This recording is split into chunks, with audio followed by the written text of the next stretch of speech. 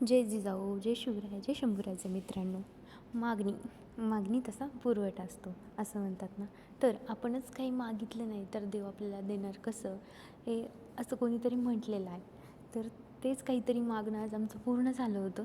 देवाचे आभार मानायला आणि तुझा आशीर्वाद सतत आमच्या पाठीशी असाच राहू दे हे सांगायला देवाकडे निघालो होतो. तर आज तर आमच्याकडे गाडी नव्हती, का तर गाडी आमची गॅरेजला होती. गाडीची थोडंसं जरा खराब झाली होती. तर निघालो होतो आम्ही पायी. तर पायी जाताना असं गावाकडची फिलिंग येत होते की जुने दिवस आठवले, कसं देवाकडे जात होतो आम्ही देवीच्या मंदिरात पायी नवरत्नात वगैरे. तर आम्ही पोचलो देवाच्या मंदिरात, देवीचं दर्शन वगैरे घेतलं आणि जो काही मी प्रसाद आणला होता, ब्लाऊज पीस आणि ओटीचं सामान आणलं होतं ते गुरुजींना दिलं. मग गुरुजींनी देवीला नैवेद्य वगैरे दाखवला आणि मग आम्ही दोघींनी मंदिराच्या प्रदक्षिणा घालून आम्ही तिथंच थोड्या वेळ बसलो देवीजवळ. देवीचे आभार मानले आणि तिचा आशीर्वाद सतत आमच्या पाठीशी राहू दे हे सांगून आम्ही बाहेर पडलो पुढच्या प्रवासाला. आणि पुढच्या प्रवासाला बाहेर जाताना हे बघा, आमचं ही छोटं बाळ मोठी बॅग घेऊन चाललं. तिला किती वेळा म्हणत होते मी, विधी दे माझ्याकडे, तर नाही, हे तिलाच घ्यायचं होतं.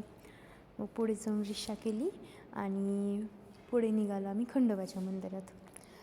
विधी खूप दमली होती आणि ती दिवसभर झोपलीही नव्हती, त्यामुळे ती रिक्षात बसल्या तिला झोप लागली होती. मग खंडोबाच्या मंदिरात आम्ही पोहोचलो. ती त्या टायमाला झोपी गेली होती माझ्या मांडीवर. मग रिक्षाचं पेमेंट वगैरे केलं आम्ही. तर विधी आणखीनही झोपलीच होती मंदिरात. ती आरती होईपर्यंत, आरती झाल्यानंतरही झोपलेलीच होती ती खूप वेळ. तर देवाची केलेली उपासना, देवावरची श्रद्धा आणि आपली भक्ती जर देवापर्यंत जर पोहोचत असेल ना, तर देव नक्कीच आपल्याला कौल देतो असं म्हणतात. तर असं काही आम्ही अपेक्षा ठेवून गेलो नव्हतो की बाबा आम्हाला आरती करायचा मान भेटावा त्यावेळेस किंवा नाही. तर असं आम्ही गेलो आतमध्ये. तर तिथले पुजारी म्हटले की आम्हाला तुम्ही दोघं आलात ना, तर दोघं आला आहात तर तुम्ही आरती घ्या. तर असंच अनपेक्षित आम्हाला देवाने सरप्राईज दिल्यासारखं दिलं. तर त्यावेळेस खूप फार आनंद झाला की एवढ्या सगळ्या माणसातून देवाने आम्हाला निवडलं आज आरतीसाठी. तर त्याचे व्हिडिओ तर मी तुम्हाला नाही दाखवू शकत, कारण विधी तर झोपलेली होती. शेजारच्या ताईंपाशी तिला देऊन आम्ही दोघं आरतीसाठी आतमध्ये गेलतो. व्हिडिओ काढण्यासाठी ना तर कोणी नव्हतं आणि तिथं ओळखीचंही कोण नव्हतं की बाबा हा आमचा व्हिडिओ काढा म्हणून तुम्ही. तर त्यामुळे आम्ही व्हिडिओ नाही दाखवू शकले मी तुम्हाला, आणि तर क्षणी नाही दाखवू शकले आणि माझ्या कॅमेऱ्यामध्येही साठवून नाही घेऊ शकले. तर आरती झाल्यानंतर त्यांच्या हातात तिथल्या पुजाऱ्यांनी नारळ दिलता आम्हाला आशीर्वाद म्हणून. तर मला खूप भारी वाटत होतं.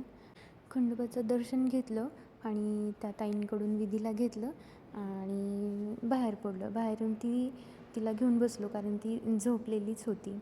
आणि बाहेर तिथे येऊन बसलेलो तर ते बाबांचं गाणं आमच्या कानी पडलं. तर चला आपण ते गाणं ऐकूया.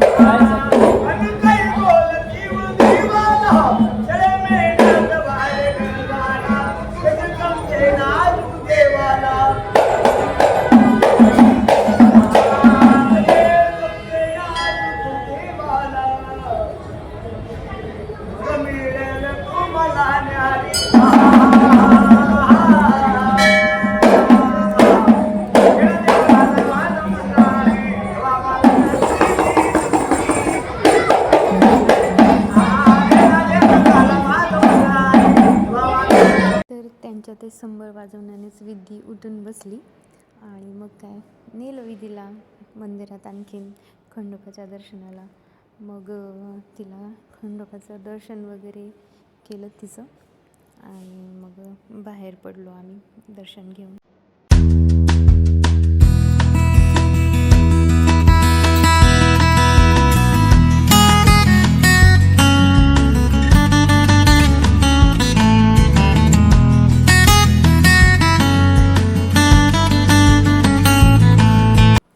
मंदिरातून बाहेर पडलो, रिक्षा बघितली, रिक्षात बसलो आणि गॅरेजमध्ये गेलो. मग आमची जी रिपेअर झाली होती गाडी आमची, मग गाडीवरून सरळ घरी आलो. असा होता हा आमचा आजचा दिवस.